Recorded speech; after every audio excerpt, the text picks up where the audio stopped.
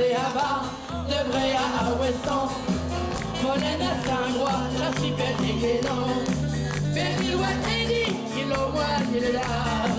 Qui cueillait les sœurs du Ponant. Tous les ancêtres, le grand rassemblement. Festival insulaire, attendu temps et temps. Quel bonheur, mais quel bonheur de vous retrouver tous les ans. C'est un festival itinérant.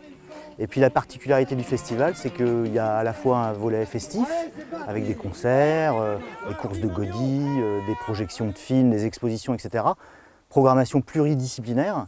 Et puis un autre volet qui est important pour nous, qui est un volet un peu plus sérieux, où on débat, on échange, on réfléchit à l'avenir des îles du Ponant, aux problématiques qui concernent finalement l'ensemble de ces îles-là, puisqu'elles partagent une même réalité géographique. L'objectif pour nous, c'est d'organiser le festival avec les populations de l'île qui l'accueillent. À chaque fois, on a senti justement qu'il y avait cet engouement collectif et que tout le monde participait. Donc ça permet aussi de resserrer les liens entre les habitants eux-mêmes. Ça crée des liens au-delà effectivement de l'île qui accueille. Bon, c'est aussi l'objectif du festival.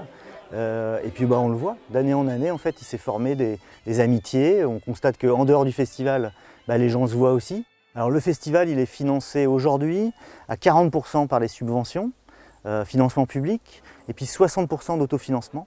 Je pense qu'aujourd'hui, on est quand même bien identifié comme un événement important pour les îles et pour les insulaires. Donc ça, c'est une bonne chose pour nous.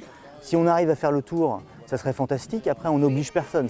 Et puis après, sur les évolutions positives du festival, l'idée, c'est de réussir à garder cet esprit qu'on a, pas trop grossir non plus, parce qu'il ne faut pas devenir un événement commercial. On veut surtout qu'il garde son identité, son esprit convivial, parce que tout le monde nous dit que c'est très convivial comme festival. Donc voilà, on veut rester à taille humaine en fait.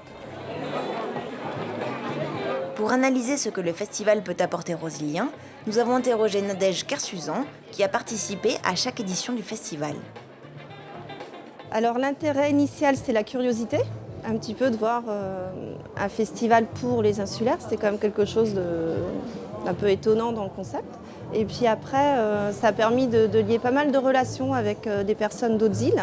Le fait de prendre contact ici avec des personnes, si on a besoin de s'appeler ou de questionner quelqu'un, on s'est déjà rencontrés un petit peu, de découvrir aussi plein d'endroits qu'on ne connaissait pas. On n'est pas très très loin les uns des autres et on ne se connaît pas forcément. Alors l'idée est toujours un peu le même schéma qui est répliqué avec chacun son stand. Il y a beaucoup de programmation. Et c'est vrai qu'on a du mal un peu à tout faire et être partout. Là, le stand tel que vous le voyez aujourd'hui, c'est un travail participatif de plein d'habitants. Donc on présente l'activité, à travers les photos, des petits clins d'œil sur différents aspects de l'île. Et puis de faire un beau stand, ça donne, j'espère, envie de le visiter, d'y aller. Puis les gens ont plaisir de s'y retrouver.